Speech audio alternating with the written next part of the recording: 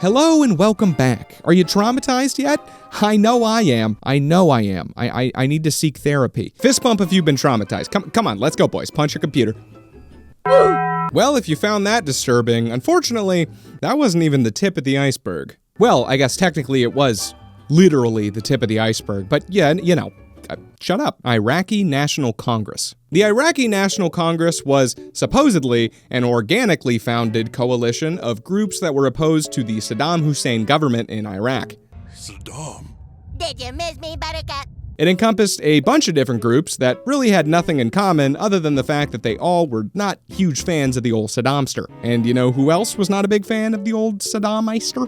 Yes, correct, the CIA, very good. To them, he was just a big Hussein in the ass. The main controversy with the group is that the INC claimed to be organically formed out of all of these anti-Saddam groups, but it turns out the CIA was secretly spending millions of dollars all through the 90s to get these groups together in order to organize the opposition and hopefully overthrow Saddam. So, once again, just exposes that the CIA are big ol' fibbers. Nothing new here. Solidarity Trade Union. The story of Solidarity begins where all great stories do, 1970s Poland. The country's economy, much like George Costanza's hairline, was in a deep recession. This led to the founding of Solidarity in 1980, the first anti-communist trade union east of the Iron Curtain. And I don't know if you caught that little term I just used, it was anti-communist? Well, the CIA certainly did, most likely through their illegal wiretaps. You get the theme at this point. The CIA ended up secretly funding the Solidarity Trade Union to the tune of $2 million a year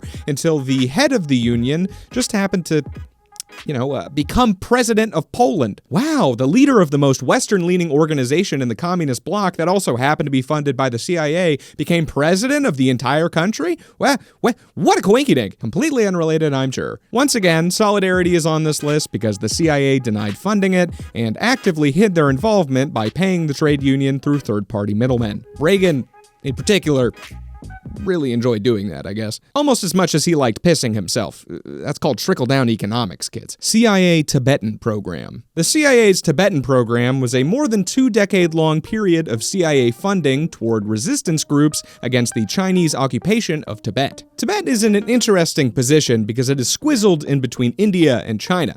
It is the meat of a geopolitical sandwich in between two pieces of bread that do not care for each other very much at all. It's like the kid of two divorced parents locked in a custody battle over it, where neither parent really wants the kid that much, they both just want to fuck over the other one. One too many bad analogies, I get it, moving on. In 1950, China occupied Tibet and started douching it up pretty hard. They started acting real stinky-like to everybody involved. They forced the Dalai Lama, basically the religious leader of the country, to give a speech supporting the Chinese occupation under the threat of death if he refused. They also kidnapped 200 Tibetan children for the purpose of brainwashing them into supporting China, and even removed the head of one of them in front of the others to warn them not to complain. So, they're not playing very nice at all. The Tibetans were not incredibly excited about this and started to get pretty ticked off, which caused anti-Chinese sentiments to start forming all around the region. The CIA, as we've established, always happy to shit on the heads of communists whenever the opportunity presents itself,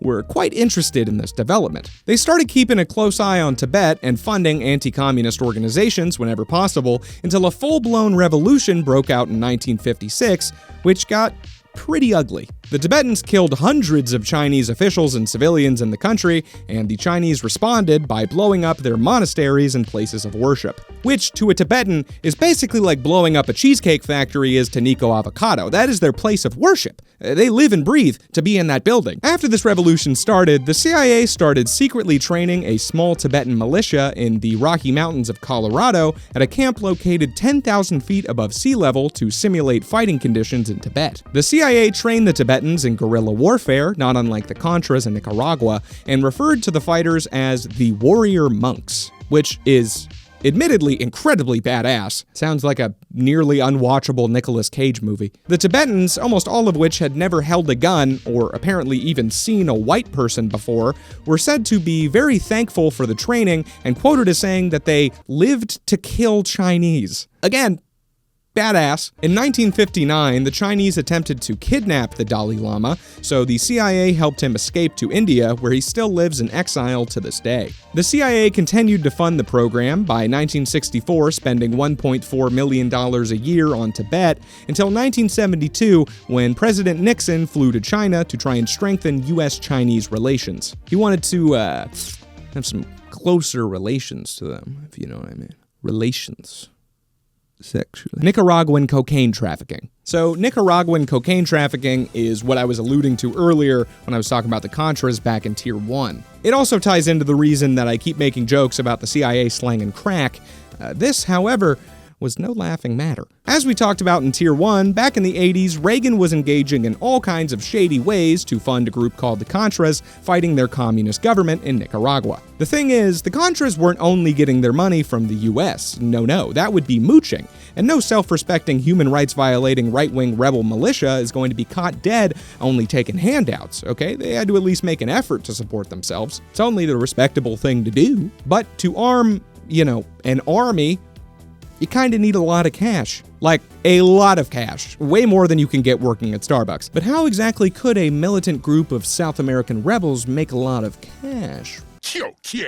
So the Contras and sympathetic South American cartels funding the Contras were wheelin' and dealin' to pay for the revolution, and the CIA was very aware of this, but didn't care because they wanted the Contras funded and armed. And if they're making that money smuggling coke into Miami and San Francisco and getting the American people hooked on booger sugar, hey, that's just less money the CIA has to spend themselves funding and arming them. It's a win-win. The CIA also aided in the Contras coke smuggling by constructing the series of travel networks that allowed them to get guns and money into Nicaragua, which, quote-unquote, incidentally aided the Contras by allowing them to use those same travel networks to more effectively peddle their good disco powder. Former contract analyst for the CIA David McMichael said about this situation, "Once you set up a covert operation to supply arms and money, it's very difficult to separate it from the kind of people who are involved in other forms of trade, and especially drugs. There was a limited number of planes, pilots, and landing strips. By developing a system for supply of the Contras, the U.S. built a road for drug supply into the U.S. However, it was also discovered that the CIA funneled money from the U.S. State Department to Nicaraguan cocaine traffickers, about $806,000 in 80s money. But why would the CIA be paying the drug traffickers? They want the money to go to the Contras. The drug traffickers make the money for the Contras. Why would the U.S. be paying them? How does that make any sense? Well, here's where the crack comes in. So here's how the actual supply chain for this coke worked out, right? The traffickers supporting the Contras would get the coke into the U.S. through Miami and San Francisco.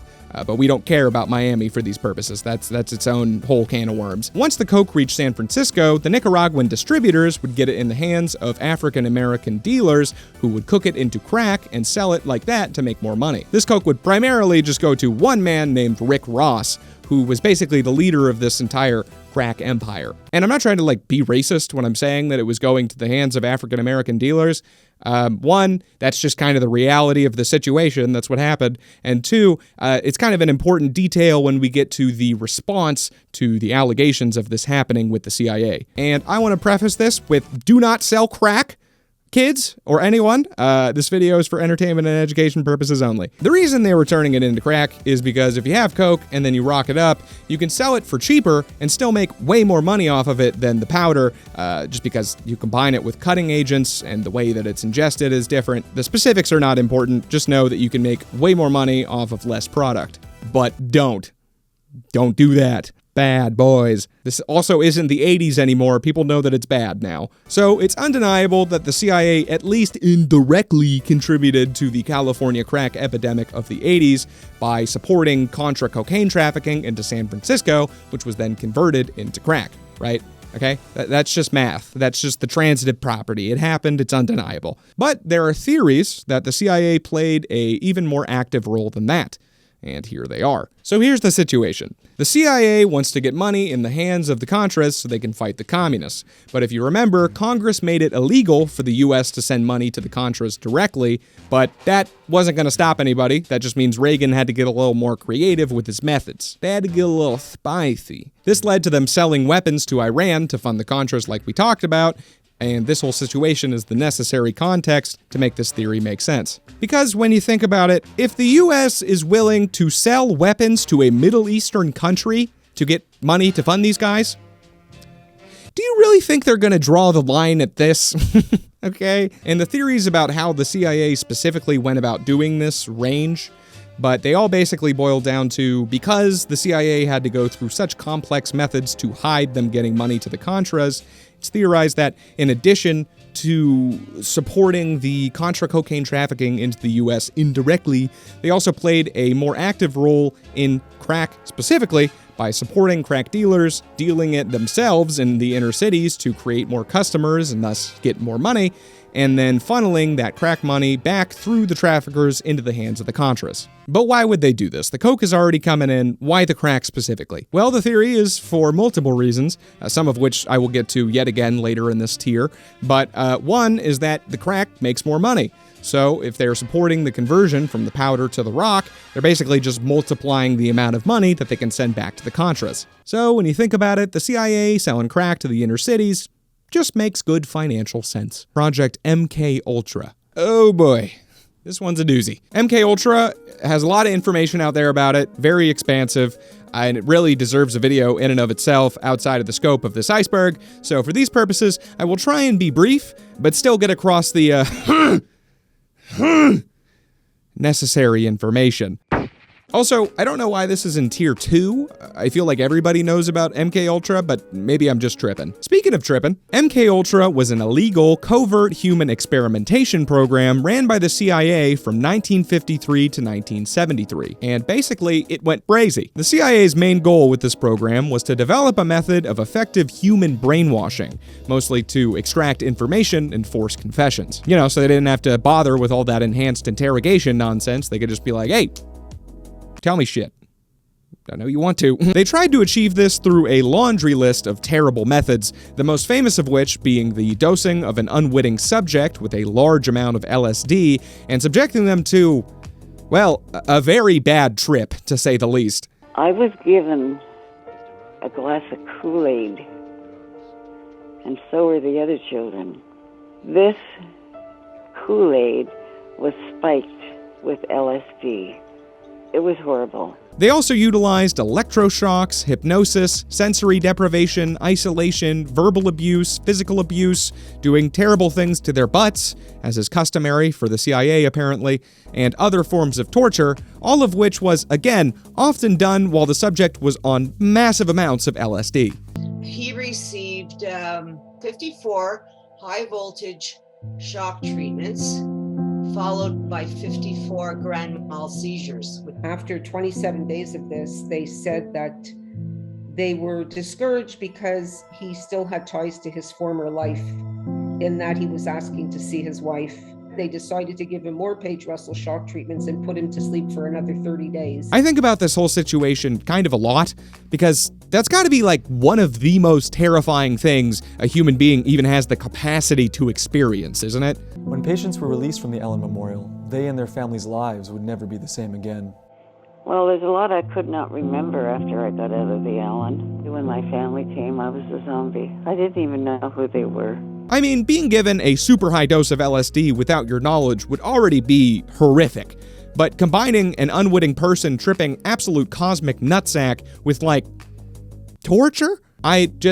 More than most of the things on here, I just can't believe that that's a thing that actually happened. That's a thing that our government actually did in real life. I mean, that's like some supervillain shit right there. You know, the CIA knew that it was breaking, every moral, ethical, and legal law in the books to do these experiments. But despite the director of the CIA ordering almost all documents pertaining to MK Ultra destroyed in 1973, there are still some surviving documents and tons of victim testimony that proves that it definitely did, without a doubt, actually happen. I mean, over 7,000 just military veterans were non-consensually subjected to these experiments during the 2 decades that they went on. Many of them publicly sued the CIA about it, and the CIA has acknowledged that the project happened in the past.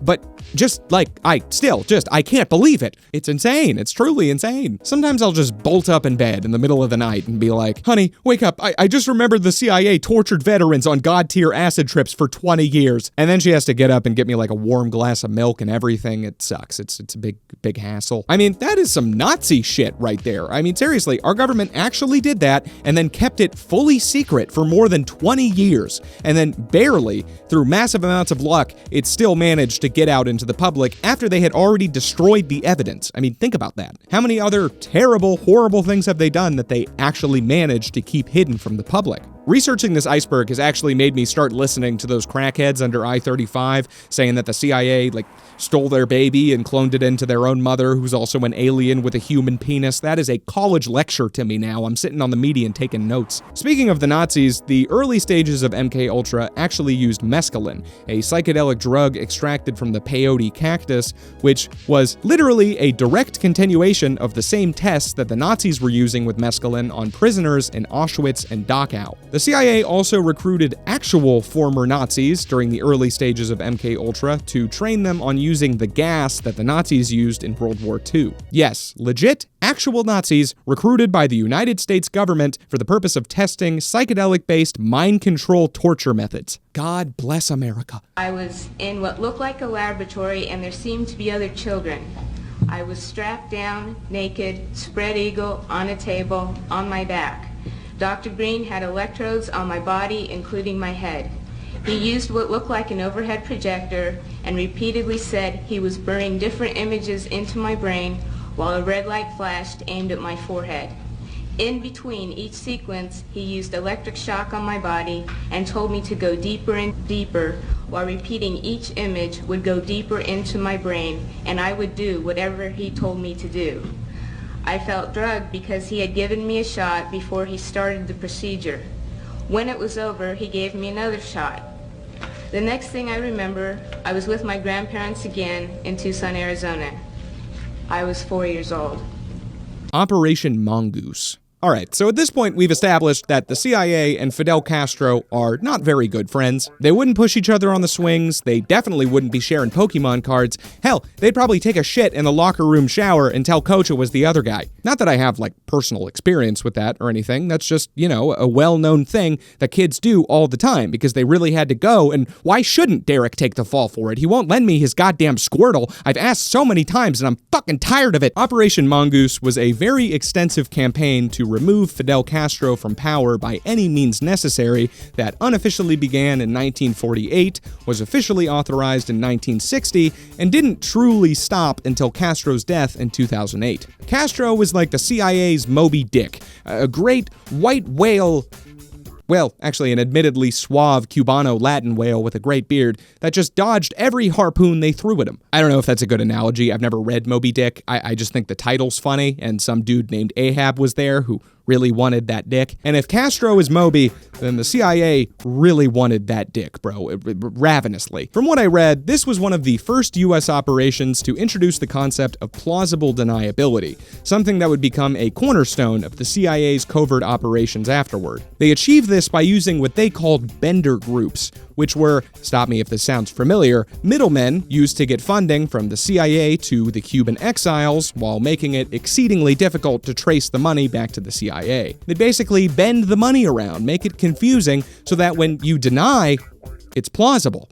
We didn't send that money to the Cubans. Bendy Jeff over at the State Department did. Charge him for treason, not us. Again, something that they're very well versed in at this point, but at the time, apparently a novel idea. The Bay of Pigs invasion and the 634 attempts on Castro's life both fall under the umbrella of Operation Mongoose, but, when it rains, it pours. The rain, in this case, being attempts to overthrow the Cuban government. You get it. The operation also included an extensive propaganda campaign, the funding of militias made up of Cuban exiles to engage in targeted hit and runs within the country, raid Cuban ships, and launch CIA-supported attacks from the Bahamas. It also included a very widespread array of targeted attacks against Cuban infrastructure, including, but not limited to, power plants, oil refineries, sugar mills, bridges, and railroads.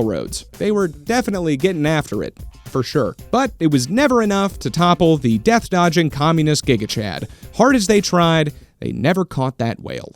They never got that dick. Gary Webb taking his own life. This is the first neon green entry in this Iceberg, which means that there's not necessarily any direct evidence tying the CIA to these events, and for legal reasons, I must state that the creator of this Iceberg, and not myself, says that they were probably involved in. All accusations are alleged. Any information or views that I share on the neon green entries of this Iceberg, and all of the entries in general, are for entertainment purposes only, as is any implication of guilt that I may make about any party involved. With that said, we all know they probably did it. But hey, that's just a theory. CIA-based conspiracy. Theory. Thanks for subscribing to necessary information. Alright, so you know that whole kooky crazy Contra crack cocaine conspiracy we chatted about? Well, the majority of the theories about the links between the CIA, the Contras, and the crack epidemic come from a series of articles titled Dark Alliance, which were published in the Mercury News by mustache haver and possible spider person Gary Webb. These articles not only claimed that the CIA deliberately diverted law enforcement from investigating dealers and shipping routes relating to the Contras, but also that the CIA and Reagan administration actively promoted the distribution of crack in predominantly black areas in order to suppress political opposition. Because, oppressed groups that don't approve of the current government have a tendency to, as the kids say, act up and get jiggy with it, politically speaking, but it's kind of hard to organize a grassroots movement when you're busy biking to the pawn shop carrying a full-size refrigerator on your back in order to get money to get that next rock. This series was an absolute bombshell when it came out. I mean, news that the CIA created the crack epidemic? That sounds like, excuse the pun, kind of a crackpot conspiracy, doesn't it? But Gary's evidence was solid, at least solid enough to enrage the African-American community and spur on 4 separate major investigations into the CIA. And the CIA likes many things: penetration, castration, illegally gathering information, but if there's one thing they can't stand, it's a goddamn internal investigation, okay? I mean, this rocked the nation. It caused elation, agitation, news on the radio station, probably even claymation, maybe a little masturbation. And the CIA was not gonna take this lying down. I mean, they weren't going to take it standing up either, sitting. They just weren't going to take it, goddammit. Pretty much immediately after its release, major newspapers started dogpiling on the story and attacking the credibility of Gary Webb himself, who at that point was an award-winning journalist and a well-respected member of the industry. The Washington Post, the New York Times, the LA Times all published articles ripping apart the claims of the Dark Alliance series, and all of this eventually led to ruining Gary Webb's career. Turns out, years later, during a CIA document dump,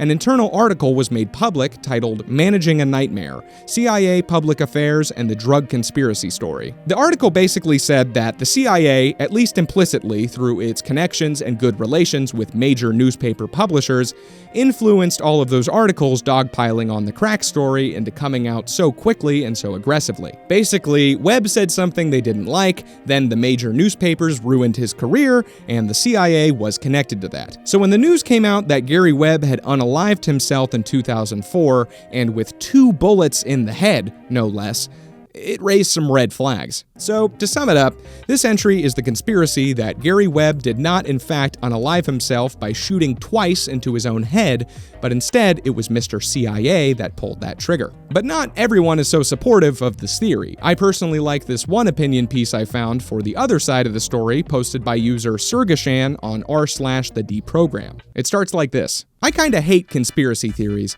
and Gary Webb is popular on the left. This isn't a fun conspiracy theory like the KGB licking your balls at 3 a.m. It's not a frickin' wackadoo conspiracy theory like the moon landings were faked or John Wilkes Booth was backed by the Freemasons, and it's not a true conspiracy theory like the fact that the US government is a far right-wing organization that targets everyone to the left of Jimmy Carter for illegal criminal prosecution. Gary Webb is one of those insidious conspiracy theories that sounds true when presented and requires a reasonable person to dig to find out it's not. It's not a hunt for coincidences and present lack of evidence as evidence conspiracy theory. It's a simple story that lines up with what we, as leftists, kind of expect from the US government. Problem is, it's not true, and even somebody like Steven Crowder or Joe Rogan, let alone Ben Shapiro, can do a bit of digging and make us look like dipshits in about 5 minutes. He then goes on to address the problem of the 2 gunshots to the head, which, at first glance, is definitely very strange. but apparently not as uncommon as you might think. He even points to a case of a man who apparently needed 8 different shots to the head in order to get the job done. The first shot went more through Gary's jaw and sinus area and not his actual brain.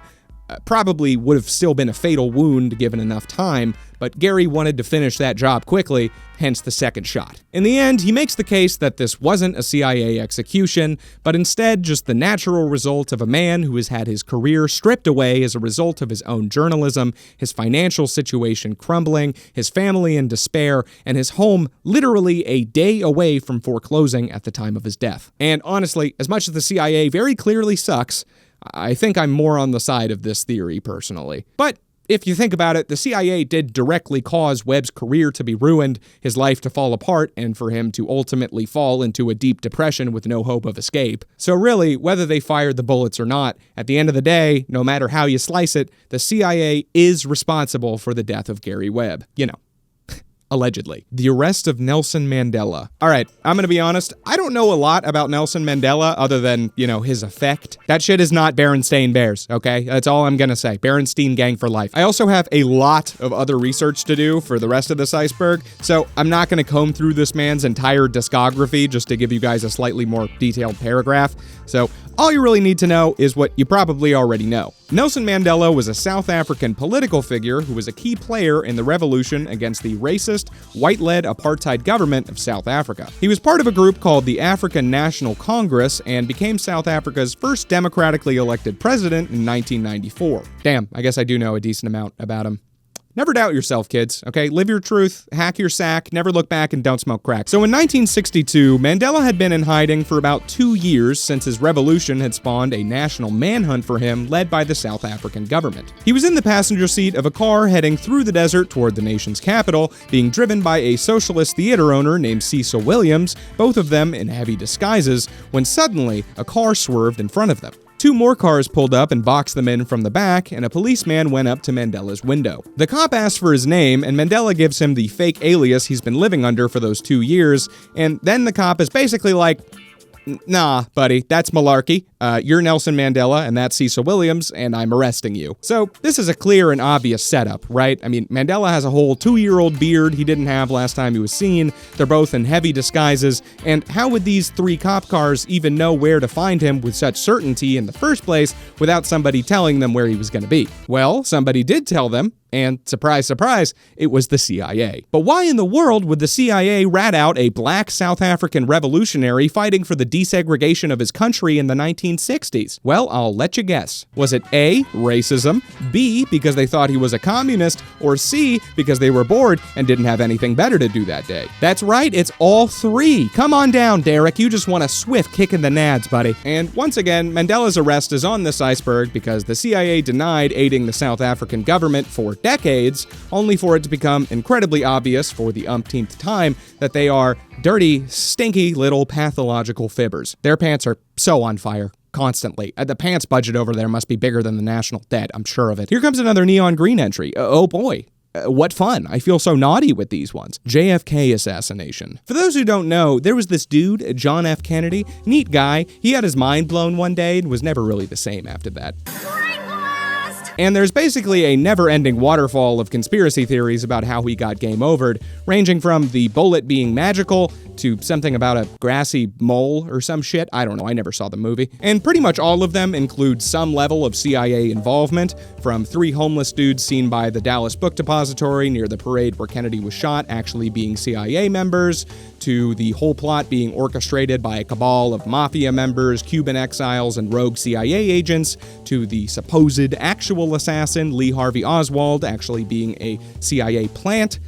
It's a real smorgasbord of crazy when it comes to this event. And I'm gonna be honest, I don't know which of them is true. I really do not. I'm not gonna lie to your adorable little faces and tell you I do. But the CIA not being involved, at least in some capacity, mind-boggling, inconceivable. I won't even entertain the notion. And it's a little more than a hunch, okay? There's a lot of things that point in that direction. Theories about the CIA's motives include the perception that Kennedy bungled the Bay of Pigs invasion and was soft on communism, Kennedy having just recently fired the director of the CIA, Alan Dulles, and him threatening to cut the agency's budget by 20% just before he was killed. In addition, the CIA still refuses to release more than 4,000 documents pertaining to the Kennedy assassination, an event that, at the time of making this video, happened almost 60 years ago, even after a law passed in 1992 literally required them to do that. They were just like, oh, you passed an entire law saying that we have to?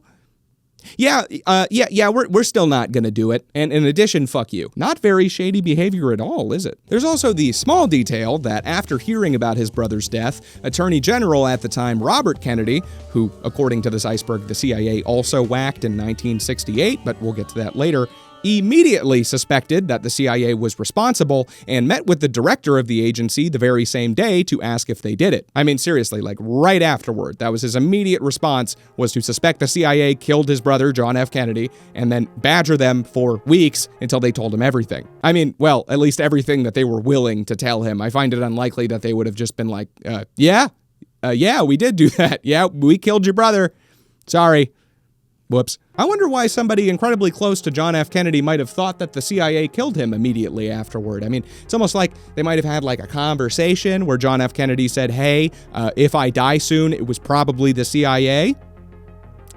No, though, that's crazy. No, that could never be. No way. His son, Robert Kennedy Jr., is also an outspoken supporter of the theory that the CIA killed his uncle, saying, quote, there is overwhelming evidence that the CIA was involved in his murder. I think it's beyond a reasonable doubt at this point. So while I don't know specifically what they did involving Kennedy, I definitely don't think it was nothing. All right, I'm recording this part later after I already wrote and recorded everything because I stumbled across some new info here. First of all, do not come for me for not covering the entire lexicon of information relating to the JFK assassination, okay? You could fill at least 4 Bibles with the amount of info out there about this dude getting whacked.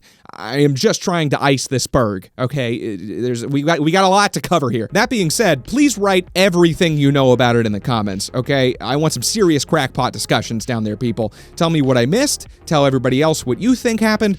Please share the necessary information that I just don't have time to. I'm going to talk about the event just a bit more in the next tier when I'm talking about the Nixon resignation, but there's a few things I felt I needed to go back and put here. One, I don't think I made it clear just how much the CIA and Kennedy hated each other after the Bay of Pigs invasion. The CIA pretty much solely blamed Kennedy for it after he refused to authorize air support for the troops on the ground while they were busy getting their ass cheeks turned into bongo drums for the Cubans. And in 1966, the New York Times reported that Kennedy had told an unnamed high administration official that he wanted to, quote, splinter the CIA into 1,000 pieces and scatter it to the winds. Now, and this may be a leap on my part here, I assume the CIA did not like that comment very much. Another thing, in 1976, the Church Committee reopened the investigation of the assassination because it came to light that the CIA and FBI had actively withheld information when asked for it by the Warren Commission, the original investigative body for the assassination in 1963. But they still do that today with the 4,000 documents they refuse to make public.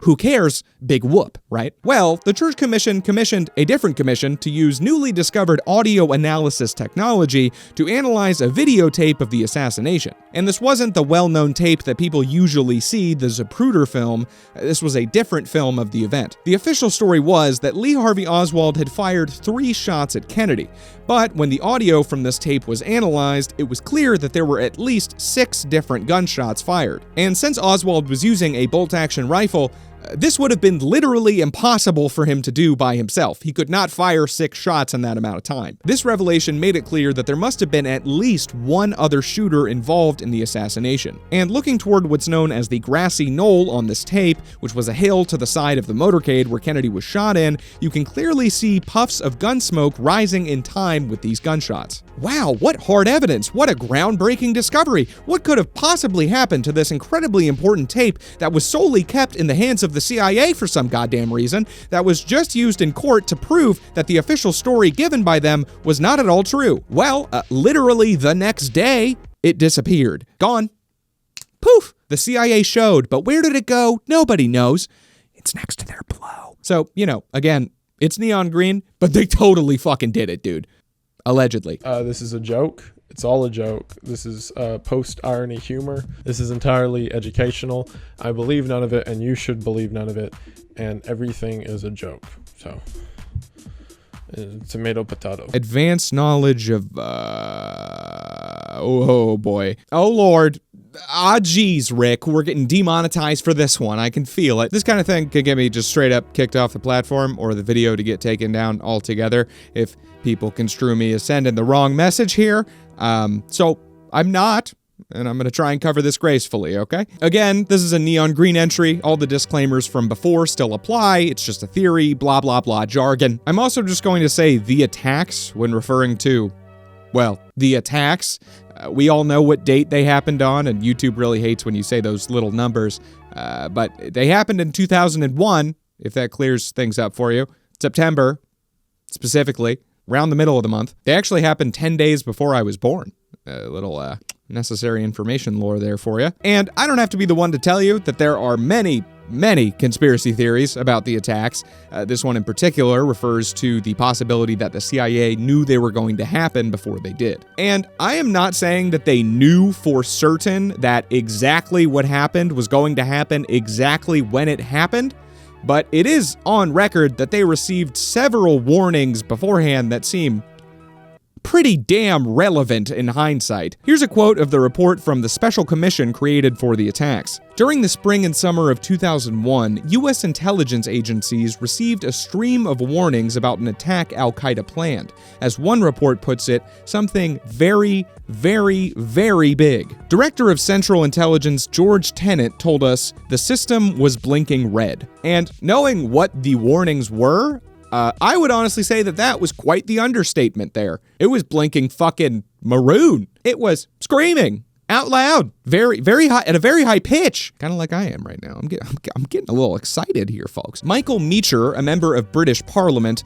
which does lower the credibility of this comment significantly, given that British people aren't real. But either way, Meacher said that some of these warnings were so specific that he believes they must have been deliberately ignored by the CIA. And honestly, I would have to agree. I was shocked by how specific some of the information was. These warnings have been proven to have been received by the CIA. They're not a theory, they're public record, they're documented. The CIA got them before the attacks. Here are the warnings I found, presented in chronological order. March 2001. Italian intelligence warns of an al-Qaeda plot in the United States involving a massive strike involving aircraft based on their wiretap of an al-Qaeda cell in Milan. July 2001, Jordanian intelligence told U.S. officials that al-Qaeda was planning an attack on American soil, and Egyptian intelligence warned the CIA that 20 al-Qaeda jihadists were living in the United States and that 4 of them were receiving flight training. August 2001, a month before the attacks, the Israeli Mossad gives the CIA a list of 19 known individuals responsible for terror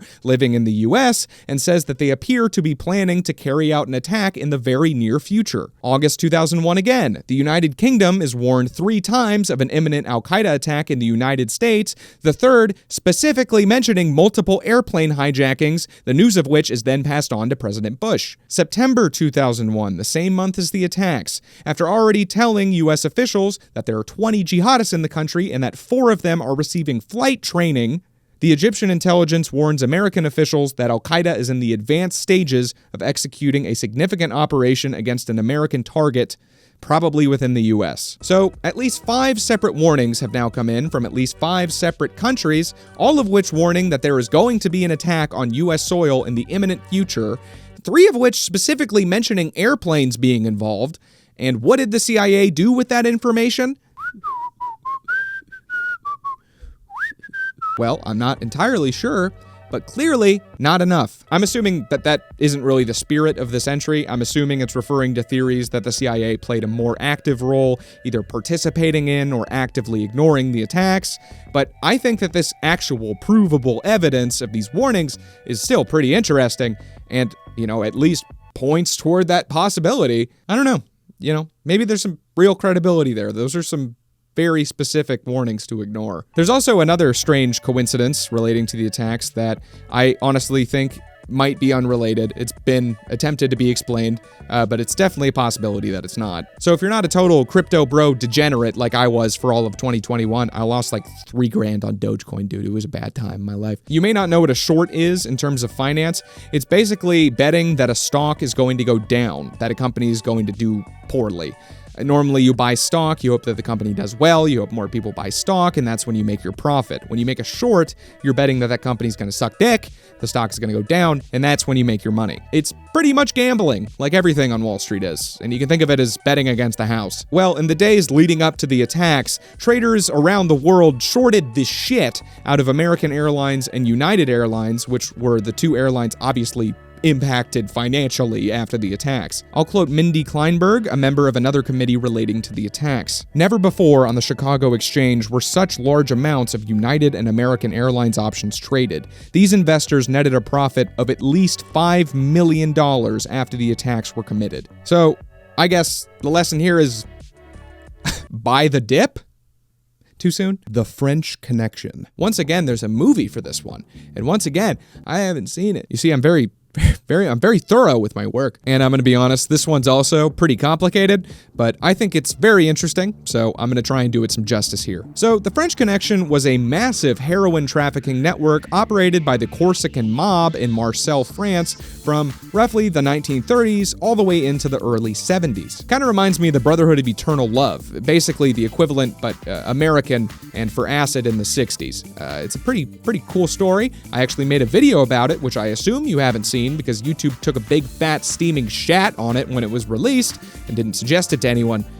But shameless plug, I guess. It's pretty good. Check that one out later. The French smack would start its journey as opium and morphine from the Middle East, Indochina, and Turkey, and then it was brought into the port of Marseille, where the Corsican gang would refine it into heroin, ship it to Cuba and Canada, where it was then bought by the American mafia and smuggled into New York. Real fun stuff. Reminds me of the Cash for Gold scene in South Park, if you know what I'm talking about. Now, this was all going on throughout the 30s and early 40s, but at a much smaller scale than it would after 1947, when their trade exploded thanks to our old friends at the CIA. You see, the Corsican mob took full control of the port of Marseille in 1947 and were then protected by the French intelligence services as well as the CIA. But why would they do this? Well, I think you already know. Why do they do anything? It was to shit on the heads of communists. And this one's interesting because the CIA wasn't created until 1947, and they started funding and protecting this French mob and their heroin operations in 1947. Really getting off to a strong start there, boys. I mean, they've kept it consistent, I'll give them that. Here's how it went down. Around this time, the US started getting their panties in a twist about the Soviet Union as World War II ended and the Cold War began. And they were especially interested in keeping communism from spreading into Europe, which had just gotten absolutely butt-blasted after the war, and they were worried that the dirty commies were going to try and take advantage of these poor, forsaken Eurotrash. To prevent the commie takeover, the US created the CIA and enacted the Marshall Plan, a multi-billion-dollar operation to send money to Europe, repair it after the war, and get everyone in debt and reliant on the United States so they'd all have to be our friends.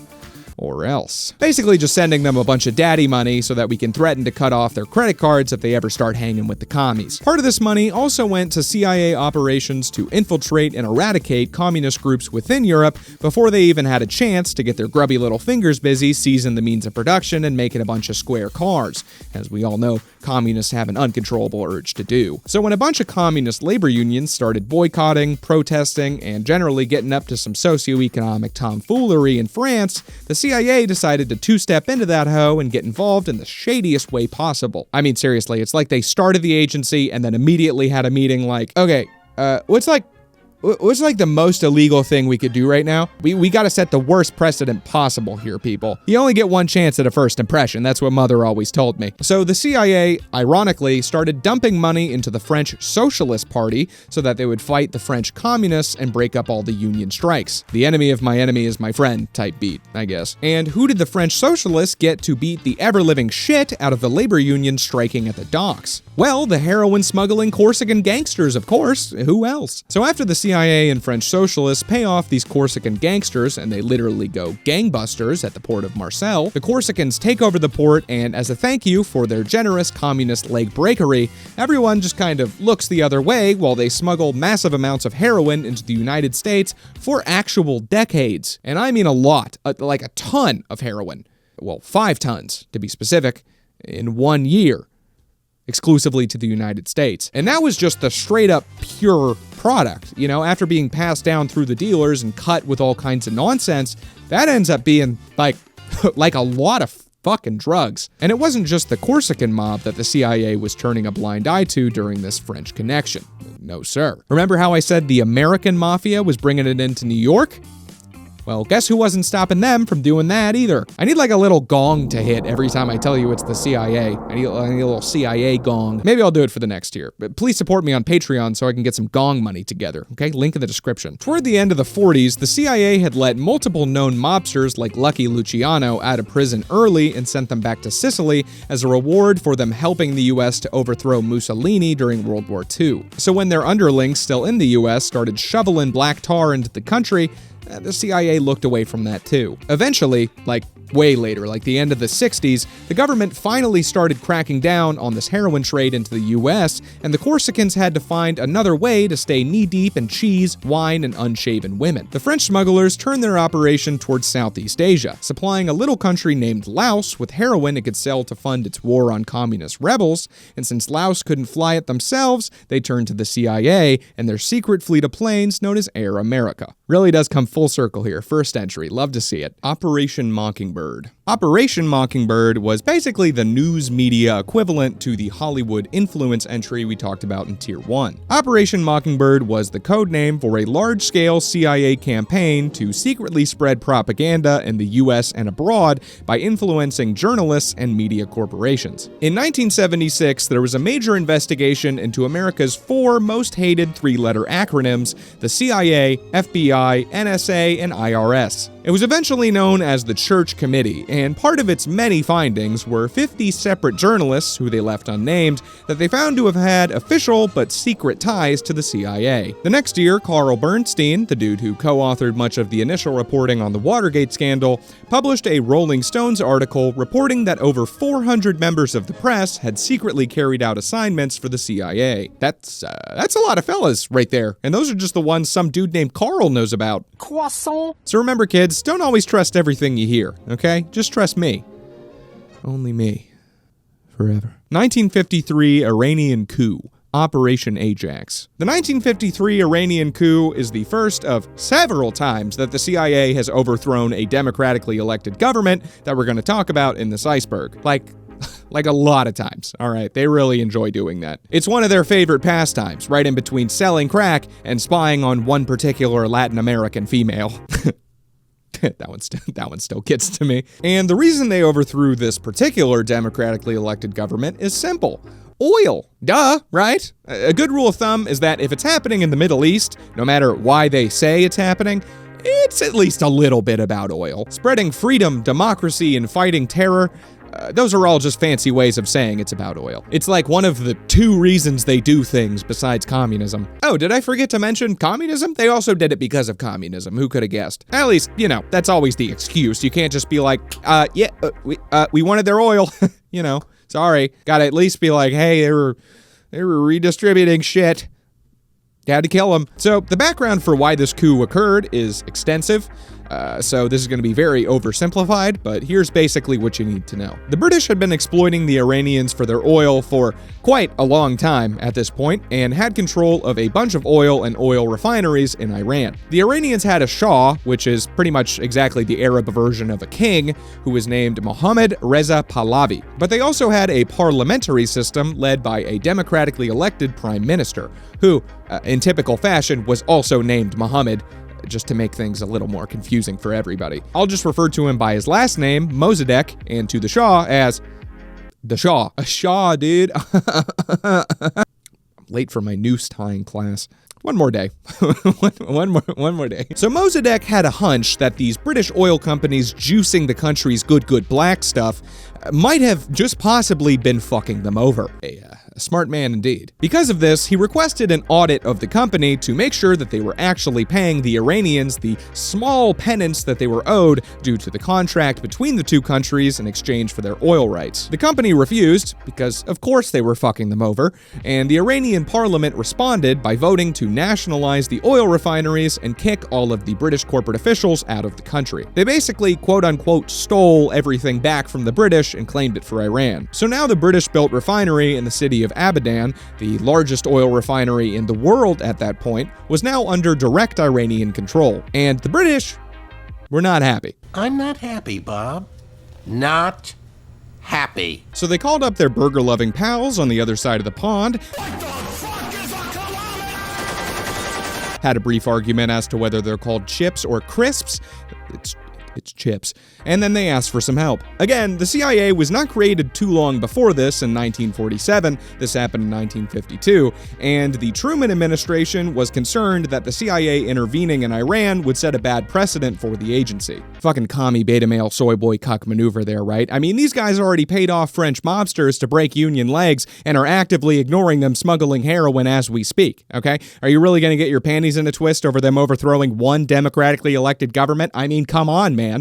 Get with the program. After Truman was out of office, however, the next president, good old Ike Eisenhower, stepped in and took a bit of a different view of the situation. Oh yeah, Iran? Oh, fuck them. Yeah, do whatever you want, bro. So then the CIA and their British equivalent, MI6, got the green light to go get freaky in the desert secret style. And how did the CIA go about doing this? By paying off the Iranian mafia, of course. It worked last time. Fuck, try it again, right? They got the mob to stage pro-Shah riots in the nation's capital to make it look like the people might actually want their own democratically elected government overthrown, and the CIA even bussed more people in to artificially expand the size of these riots. Afterward, they got the Iranian military to arrest Mossadegh and passed his power back to the Shah, who immediately let the British get right back to pumping their country's good gooey fuel and stayed very close butt buddies with the US as a result until he was overthrown in 1979. And the lesson here, kids, is don't ever stand between white people and their oil, I guess. They tend to freak out harder than an autistic kid when you force them to eat something other than mac and cheese with chicken tendies. And that's not insensitive, because I was that brave little autist, okay? So hold your infuriated comments for later. Afghani opioid trafficking. For some reason, this one's neon green as well.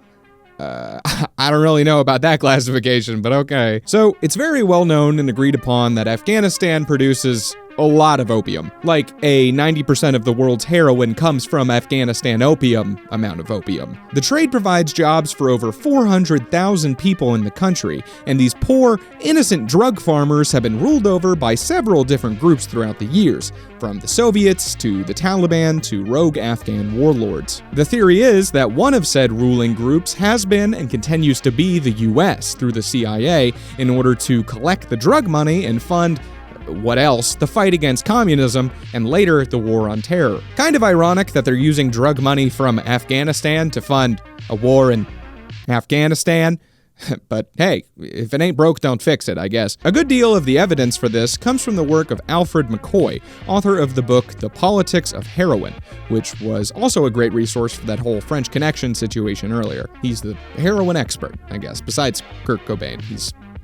He knows more. McCoy alleges that the CIA props up and protects warlords in Afghanistan and incentivizes them to become drug lords so they can get a piece of that sweet, sweet morphine moolah. He also claimed in his book that they not only do this in Afghanistan, but in Southeast Asia, Central America, and Colombia, and that their dirty drug diddling includes more than just the heroin trade. So next time you're shooting up some schmack, you can thank the CIA for helping it get to you, and you can rest easy knowing that they're using a good portion of that hard-earned drug money you just gave to a sketchy fellow named Steve to fund some good, old-fashioned government-sponsored hijinks. Your tax dollars at work here, folks. The system works. It just works. 1954 Guatemalan coup. Operation PB success. Another CIA overthrow of a democratically elected government? Oh, yay! How fun. Good times. I'm going to thank top-tier Chad-level YouTuber Salmonella for this one, as he has a fantastic video on the topic, much better than this garbage fire that I'm calling content, that I'm sure I will be lightly plagiarizing throughout. So I'm very sorry, Sam. Please forgive me, senpai. Here's some context. So throughout the first half of the 20th century, 3 fruit companies started gobbling up all the land in Central and South America in order to employ the local workers. Wait. No, I meant exploit. Pardon me. Teehee.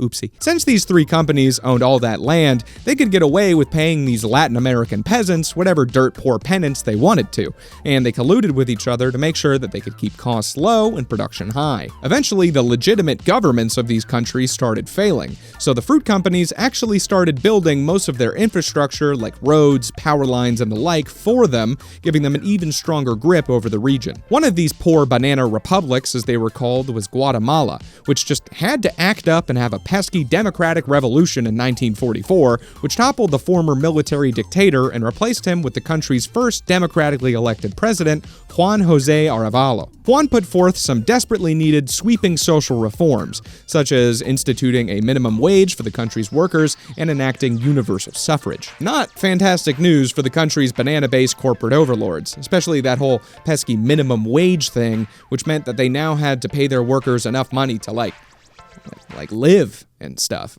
How would the company go on? Not only that, but the country's next president, Jacobo Arbenez, started actually taking land from the companies and giving it to landless peasants. Oh boy. Oh geez. Can you smell what's coming here? I'll let Sam do the talking on this one. Oh, Eisenhower. Yo, what's up? This Jacobo guy, he's making us pay minimum wages. Well, that doesn't sound very good for business. That's not all, though. He's also taking our unused land and giving it back to the people. Does that sound familiar?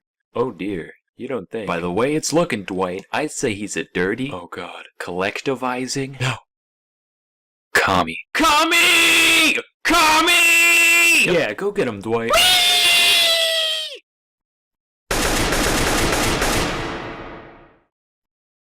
Holy shit, you actually did it. World Star! I love him so much. Please start making videos again, Mr. Onella. Your people need you. As soon as the US caught a whiff of communism over there, they crushed it into dust faster than my friend Tommy's left nut when he crotch-rocked the jungle gym in grade school. Everyone called him 1T Tommy after that for obvious reasons. I'm also sure the fruit company's endless lobbying and bribes probably didn't hurt the cause either. After the success of that last coup in Iran in 1953, President Eisenhower thought to himself, I'll fucking do it again. And he overthrew the president of Guatemala to restore power to the fruit companies in 1954. And everyone lived happily ever after the end. Projects Merrimack and Resistance. Project Merrimack and Project Resistance were two twin operations once again aimed at the illegal surveillance of American hippies in the late 60s and early 70s. Both projects spied on American citizens, with the difference being that Project Merrimack was focused on infiltrating anti-war and radical groups within the US, and Project Resistance focused on collecting information about anti-war groups and activists, specifically in American colleges and universities. The CIA did not infiltrate these college groups themselves.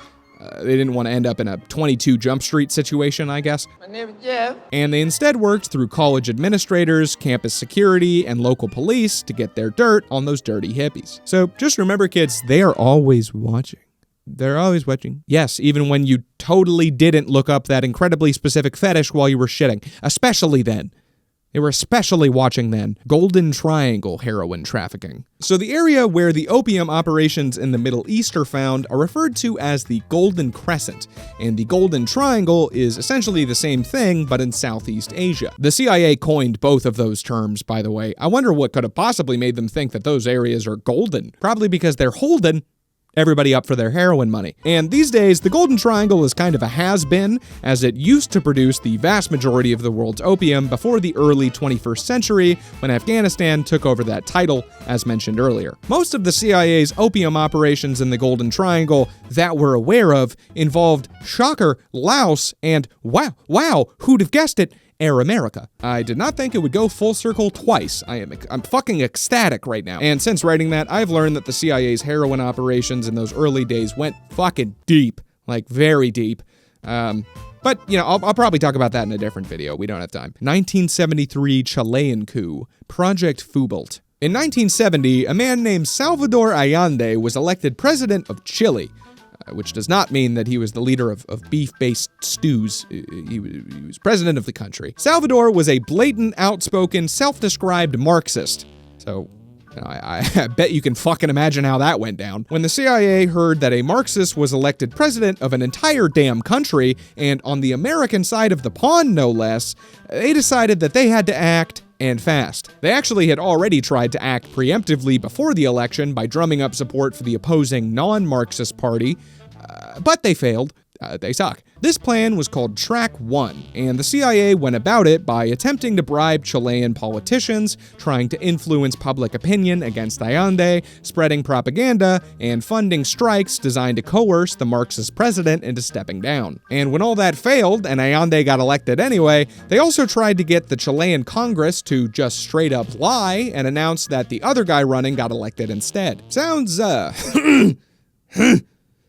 little bit familiar.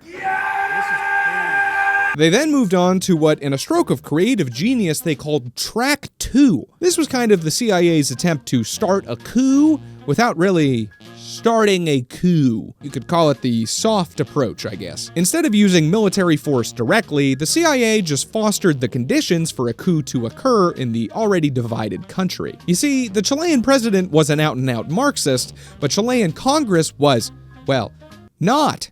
And this was causing quite a lot of tension. The CIA stoked this fire by spreading propaganda, providing financial support to Allende's opponents, and hinting to the military that they would support a coup if they just so happened to start one, which is something I find pretty funny. Nixon is just over there chatting up the Chilean military like, hey, wouldn't it be crazy if you guys, like, I don't know, started like a coup or something? Wouldn't that be so wild? No, you can't though. You have like a democratically elected leader and all that, but like, if you did, the U.S. would totally support it for sure. I mean, like, JK, unless, of course.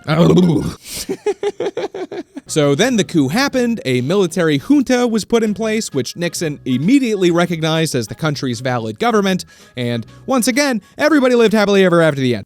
I don't know how to pronounce this, but Tibetan Assassination. I'm very sorry, Vietnamese people. Once again, it's coup time. Lots of coups going on here. What are they, chickens? Those mother cluckers. So Diem was president of South Vietnam until he was arrested and assassinated during a coup in 1964. So I'm going to be honest, I couldn't find that much info on this. CIA involvement in this one seems to be much less direct from the others. It seems like the coup probably would have happened with or without the US, and the role that they played was probably moderate at best. Apparently info about it was leaked in the Pentagon Papers, and I think it might be controversial because it happened so much earlier than the actual Vietnam War started. The coup is also most likely on this iceberg because the CIA had sent money to South Vietnam during the coup, which the CIA liaison for the country said on record was for food, medical supplies, and death benefits for the families of South Vietnamese soldiers who had died during the coup. However, it was later discovered that this money, at least a significant portion of it, was actually going to reward members of the South Vietnamese military who had agreed to join the coup. So, again, dirty little fibbers. Smack on the wrists. Ow, that actually hurt a lot. BCCI. The Bank of Credit and Commerce International, otherwise known as BCCI, was an international bank founded in 1972 that operated out of Pakistan. Another name used for the bank by former CIA Director Robert Gates, however, was the Bank of Crooks and Criminals, which, as you will soon see, was far more accurate. BCCI wasn't opposed to getting up to all kinds of spicy activities like money laundering, being involved in the drug trade, and even providing financials for terror groups, as opposed to supporting the white-collar Wall Street criminals like most banks do. Well, I assume they did that as well, but you know. The CIA got involved with the bank in the late 70s because, well, it's a shady bank. They're a shady agency. It's a marriage made in heaven. They used the bank to pay agents for covert activities that couldn't be put on the books, secretly and often illegally fund groups like the Nicaraguan Contras, and support spies around the world. By the time the early 80s rolled around, the CIA had become very aware of all of the other illicit and shady activities that the bank was up to, and in turn found a new use for BCCI, tracking and profiling all of the other criminals and agents of terror that were using it. A win-win, honestly. They get to keep doing all of their illegal shit, and they get to track everybody else doing illegal shit at the same time. They're having their cake and eating it too. Their blood and cocaine flavored cake. This carried on like a dream until 1991, when the agency got into some hot water when the public found out that they were, using a crooked Pakistani bank overrun with drug dealers and terrorists, and didn't think to tell anybody about it. They quickly came up with the brilliant excuse that they had to keep the whole thing a secret so as to not bungle their investigations of said drug dealers and terrorists. And honestly, all of you journalists are the ones that fuck this up, okay? They all know about it now. We can't investigate them, and oh no, Oh no, boo-hoo. Let's not talk about the fact that we were using it for illegal shit before anybody else was. That's not important to this discussion, okay? And everyone pretty much went, meh, this is kind of nothing compared to all of the other horrible illegal nonsense that they're doing, and promptly moved on to other things. Speaking of moving on to other things, that's it for Tier 2. Please God, good Lord, support me on Patreon. Just $1 would buy my eternal love and gratitude and would really make my day, okay? Or put your Hello Kitty wallet back in those trousers, buddy, because you, for free, can like this video and subscribe to my channel, and I'll still get wet as hell. I'll still get wet as hell for that. If you want to, it's free. It's so free. Giving it a thumbs up really helps it out in the algorithm, and I appreciate it. And thank you to Dylan for being my first God tier patron on Patreon. You're goated. Hell yeah. Really keeping the lights on over here, man. Really appreciate it. And stay tuned for Tier 3, which is right here. Click it. Click it now, unless it's not out yet, in which case this is one of my other videos. Which, in that case, also, click it. What are you doing? Just click it now. Why haven't you clicked it already? I'm gonna go fucking ballistic. Is this still recording? I'm gonna throw up.